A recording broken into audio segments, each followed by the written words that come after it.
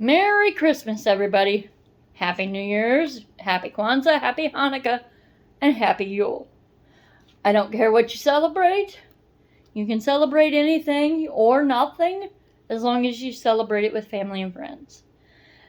This is the time of year to get with them. And I'm in a rush today, honestly, because of the fact that I have to finish packing and candy making to go be with my family and friends, hence the appearance. Not the greatest. Today's video is to get you caught up, because I'm going to try and do at least a weekly video to kind of show you what's going on, or just talk to you.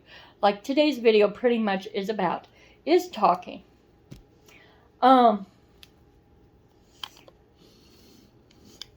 We had a rough year. Financially, emotionally, mentally, and physically. My mother-in-law ended up with a virus that put her into the hospital and then in a nursing home, and somewhere in there, we think she had a mini stroke again. She had had one back in 2007 and has been dealing with the after effects since then. From what I've been told, now mind you, I did not meet my husband until 10, so this was after the stroke. From what I've been told, she was a very vibrant, energetic, talkative woman, like myself. And then afterwards, she didn't do it as much. But when she came home from the first time, she had a lot of issues and was falling and whatnot. I guess they didn't catch the stroke or something like that, but she went a week later to a doctor's appointment. The doctor seen what was going on and put her back into the hospital, and eventually another nursing home local here. And she came home on the 17th, completely different woman. I seen her the next day, and she was more her vibrant self that she was, that I knew. And she played with the kids. I've got one, the 7-year-old that I have, and then we did our family Christmas with them early, and it was which means that my niece, who has 4 kids, the age my son is or younger, was there, and it just so happened my niece had her nephew, so there were 6 kids total, and my mother-in-law was just great. On the other side of the family, my own mother ended up getting diagnosed with fatty issued cirrhosis of the liver. And we had to deal with the aftermath of that, and we've been dealing with it a lot. It's been very heart-wrenching. It's funny, growing up, I was always told I was daddy's girl. When my dad died, I had a really rough time. But at the same time, I think the way he ended up passing was easier. Because even though cirrhosis of the liver by itself is not a death sentence, the fact that she has had heart attacks, has got the predisposition for more, has high blood sugar, high blood pressure, arthritis, a lot of other stuff. And the liver doesn't seem to be getting any better. We don't know how it's going to go. So we are taking it one day at a time. We leave on Saturday, the 25th, Christmas Day, to go spend Christmas with her, so that we get to spend at least a little time with her. I don't know if she'll be around next Christmas. I'm hoping. But the doctors are only giving us 6 months at a time. Kind of stupid in my opinion, but okay. At the same time, I get it. We just got to deal with it.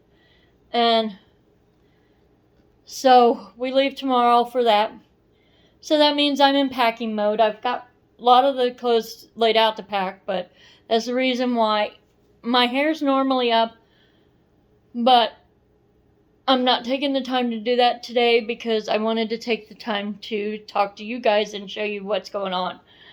We are still in construction mode, as you can see. We are going to be doing just a little building material weekly to get this done. We are changing this up so that this wall behind me where my can rack is and the one directly behind me and all the walls in this area are going to have bookshelves on them. In the dining room over here where the fridge actually is right now, that is going to be bookshelves. I'm going to put my books in there and my son's books and whatever other books. I have cookbooks and reading books and history books and homestead books and children's books. That's just going to be the books. In here, we're going to have the bookshelves, and we're going to put rails on on the tops to put a ladder on there to make a library ladder type situation and make it look like an old style library. Or Beauty and the Beast for those that like Disney still. At least the cartoon Beauty and the Beast. I don't really recall the real life one. But I remember there was a library ladder in the cartoon at the castle. At least in the holiday one. I don't remember the others. But that's pretty much what we got going on here. It's just we've dropped the 2 door frames that are going to be issued right now for the ceiling drops because these are vaulted ceilings. We're going to drop them to where those frames are so that we can have lower ceilings and not deal with everything. And the thing is right now, like over here, I have a chandelier. Obviously, it will not stay. I don't really care if I have a fancy chandelier or not. I want lighting. We're just going to put recessed lighting in. I will probably put a recessed fan light in here because, I'm sorry, I like my fans.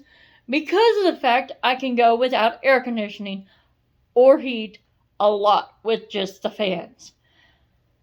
And right now, electricity is an issue until I get the wood. We have a fireplace, but the wood brick or the fireproof bricks in the back are broken, chipped out. We're not using it this year, so we are heating completely with electricity until we can get that replaced, which will probably be at least another year, chances are, unless a miracle happens.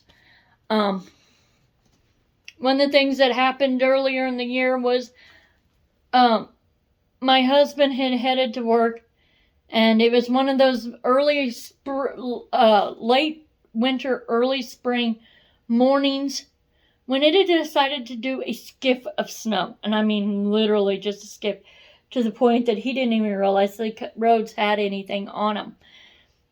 And he was driving decent, but he still hit some of the snow, and he T-boned an electric pole with my Jeep. And yes, I did say my Jeep. The SUVs are mine. We buy them for me because eventually he will have a truck. And it wasn't a Jeep Wrangler, it wasn't a Jeep whatever. It was a Commander, nothing fancy, but it was mine and it was a Jeep. I've been wanting a Jeep since I could drive. So now we have a different car. So we had the financial expense of that out. We got the financial expense of going to see Mom several times, and we actually took her to Branson during Southern Gospel Picnic so that she could actually experience that this year. And we didn't go the whole 10 days, but we did go like 6 or 7 of the days. And we missed out on the first couple 3 days, but we got to see the end, and she got to see the bulk of the groups that she wanted to see, which I'm happy about. I wouldn't trade that for anything. Technically, I did trade it. I traded that experience for my mom, and I still have a kitchen undone. So I did trade it. I traded living in a construction zone for my mom's happiness. I'll do it again. Today it's 71 degrees. My son's outside playing. And this is the big reason why I actually got on here, is to show you guys something. Let me turn you around. I have clothes on the line. Don't get me wrong. The temperature is not the only reason I have clothes on the line. Now, it's warm enough that I'm going to put our regular clothes on the line. I put a thing in, and I have followed it so far this year, that as long as it is 45 degrees or above, my linens will be on the line. There is nothing that says you can't do that. You might need to keep a closer eye on them or whatnot, but it makes it good and uses less electricity. Now, mind you, I have had a lot of linens lately because, well, they've been piling up instead of doing them. And I have had clothes on this line about 2 to 3 times a week minimum for 2 weeks now. This is the last linen. I'm almost done. At least until the new year, and then I'll probably have more. Because, well, life with family. But my bed linens do go on here as long as the temperatures are for that day are going to hit 45. Anything below that, and yeah, I do go ahead and use the dryer. And we do have another addition to the house this year, which I will show you guys. As you can see, during the off season, actually we got a new addition. It's called, I got a pup back there, General, that he's really rambunctious, and he's a puppy. He was born the end of August, so he's still very much a puppy, and he likes chasing chickens. There's the kid. He just got a fresh haircut. But our new addition out here, we're taking them to the fire pit, Bubby. My husband is very much into the Vikings, and we wanted a fire pit to make it easier, because before we were using one of those store-bought fire pits, but we do a lot of fire pits or fires. Can we show them my gun? No. So we made this. It's actually, I'm not sure why the tarp is all the way in the pit, other than wind, but it goes It was to, blown in there. it is about 6 foot by 3.5 foot wide on the interior. And we just use sandstone, which I know people are like, it'll bust and all this. We've had it pretty hot in there, and it chipped away some, but not really that much. And we've had some pretty hot fires in there, so we're not too worried about it, unless we will obviously keep an eye on it and whatnot. And our willow trees, I had 2 widowmaker branches that we had some super strong winds one night about a week and a half ago. And I fell. And they did fall that time, which is good, because now I can let my son under this willow tree to play, since his sandbox and tire swing is over there.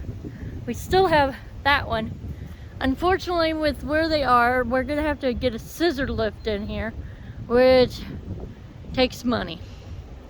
And we are working and working to get everything done. Now, garden issue. I planted all my squash into the same bed. Come to find out, might not, well, it was a good idea, but this year is the first year since we moved here I ended up with squash bugs, which killed everything. My son didn't get his pumpkins. I got 3 zucchini and no eggplants, no cucumbers. We did get a lot of these Mexican sour gherkins, which I ended up with a total of 3 quarts full to pickle. So they are pickling. They're not with the lids that and pucks that Stacy advertised. I went and I picked up at Walmart. It's a spring-loaded insert with a burping lid. I'm not extremely happy, and I think it's because of the fact that that's a spring-loaded, and therefore my itty-bitty little sour gherkins can squeeze up through. And so there's that, and we just got to deal with it as we go. Hopefully it gets better. This year, what I'm going to do is all this front yard, I'm going to just throw my squash in different places and deal with that, because it's an open space. And during the summer, even though, like, it's almost noon here right now and the shade is way over here, you also got to remember this is the 24th of December. Noon during the summer, it's back over here on the other side of my porch. It's like almost non-existent. So shade's a lot different up here and whatnot. Can we show 'em my No. So we've got all that. I mean, I do take the sun into account. One good garden news was that I've got a mulberry tree back there where my beds are, and I had put the one bed is directly in front of it, and I decided to put the lettuces in that bed, expecting them to bolt just like they do every year. Well, I picked the greatest place, because it doesn't fully shade it. Mulberry trees, especially one this young, because it didn't start fruiting mulberries until we were living here. We've only lived here 6 years. In fact, it was like the 3rd or 4th year. It's only fruited like 2 or 3 years now. And I was actually to the point, because it's really in a very inopportune place. I didn't really like where it's at. And I was to the point of saying, just cut it down because of its exact location. And that spring, it fruited, and I'm like, never mind, because when it comes to fruit trees or trees that fruit, if it's an edible fruit, it does not get touched, period. Up here in the corner here, I've got 3 mulberry trees, and then that big tree. The rest of them will get cut out eventually, because we just got too much there, and it's killing out the mulberry trees. So we're wanting to cut that down because of that. Salvage them. Obviously, believe it or not this past November, or this November, but November of 20, we bushwhacked this entire blackberry bush down to the ground, and it's already this high again. Triple crown thornless blackberries. You want something that will grow? They do great. They are a hybrid, obviously. They're thornless. But I haven't done anything to these other than during the grow season, I will train the vines back onto themselves. That is the only thing that I do to help them grow at all. And I don't really count that as helping them grow. I'm just helping them not take over. And so there's that. But that is pretty much what is going on here. Like I said, I honestly think the best thing that I did this year for my garden, about the only thing that I did good for my garden, was where I put my lettuces, or leafy greens I should say, because I don't grow lettuces. I have romaine lettuce, and that's about the only one that I do. This year I did have some leftover seeds from some Paris Isle lettuce, which is another leaf lettuce like the romaine. I do a lot of kales, and I do spinaches, and that I've thought about trying arugula, haven't yet, haven't decided. But kale and spinach and romaine, other leafy lettuces, leafy greens, I do, and none of them bolted. I got the best harvest, the only harvest I've ever done for carrots, and they were in that bed also. I got 4 beets. They weren't the greatest, but considering I've never tried beets before, I think I did great. We did do one round of radishes, and it was a decent harvest too. My tomatoes, I ended up it was a disaster. I'm not going to put them in raised beds next year. I am going back to the way I'd had it before, which was I would plant them in the ground along the fence line and use the fence line to tie the vines to.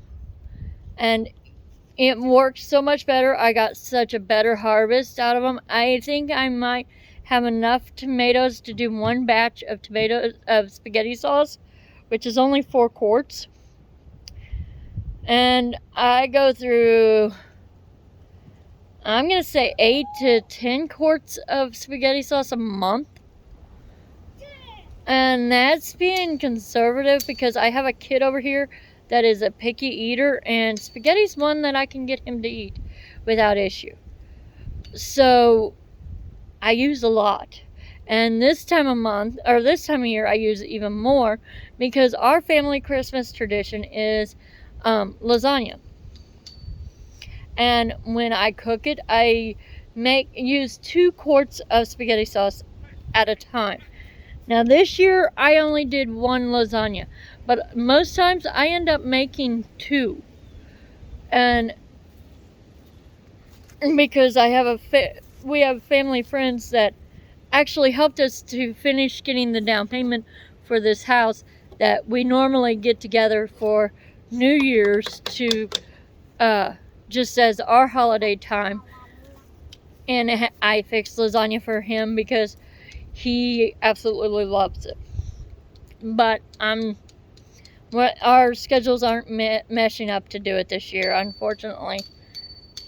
It don't help that, New Year's Eve, the 2 men are off, but then they both work New Year's Day, so it doesn't really work when they live an hour and a half from us, and my husband has to drive an hour and a half to get to work at 4 o'clock in the morning, so that it is what it is. So today was just show you what's going on, keep you updated. I will try and do a weekly update, and we will go from there. And just so that he can do his thing, William, you get to tell everybody bye? I want to do something special. No, just tell everybody bye. The camera is on you. Stop eating it. Bye. From the long homestead to yours, have a good Merry Christmas and a Happy New Year. And we will see you after the first of the year.